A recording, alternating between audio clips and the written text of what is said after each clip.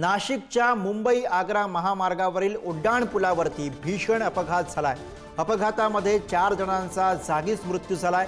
3 ते 4 जण यामध्ये गंभीर जखमी झाल्याची माहिती मिळते। द्वारका उड्डाणपुलावरती वाहतूक विस्कळीत झाली आहे। वाहनांच्या लांबच लांब रांगा आपल्याला या ठिकाणी पाहायला मिळतात। नाशिकमधून ही बातमी आपण बघतोय, ज्या ठिकाणी नाशिकच्या मुंबई आग्रा महामार्गावरती उड्डाणपुलावरती हा भीषण अपघात झाला। या अपघातामध्ये 4 जणांचा जागीच मृत्यू झाला। या अपघाताची दृश्य आपल्या समोर आहे। 3 ते 4 जण या अपघातामध्ये गंभीर जखमी असल्याची माहिती आहे, तर 4 जणांचा यामध्ये जागीच मृत्यू झालाय। द्वारका उड्डाणपुलावरती हा अपघात झाल्याची माहिती मिळते आणि त्यामुळे यानंतर आता वाहनांच्या लांबच लांब रांगा या ठिकाणी लागलेल्या आहेत। आणि याविषयी ताजे अपडेट्स आपण घेऊया। प्रतिनिधी किरण टाजणे सध्या आपल्या सोबत आहेत। किरण, हा नेमका अपघात कसा झाला आणि सध्या वाहतुकीची काय स्थिती आहे?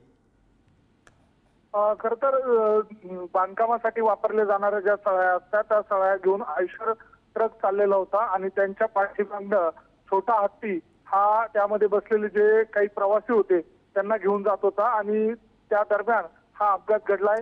त्या ट्रकमध्ये असलेल्या ज्या सळ्या आहेत त्या सळ्या थेट या वाहनाच्या मध्ये शिरल्या आणि त्यामुळे त्यामध्ये जवळपास आतापर्यंत मृत्यू झालेला आहे, देखील वाढत चाललेली आहे। या सगळ्या पार्श्वभूमीवर जर बघितलं तर या संपूर्ण रस्त्यावर या अपघातामुळे मोठी वाहतूक कोंडी देखील झालेली आहे। मुंबई आग्रा महामार्गावर जवळपास 3 ते 4 किलोमीटर पर्यंतच्या रांगा देखील लागलेल्या आहेत।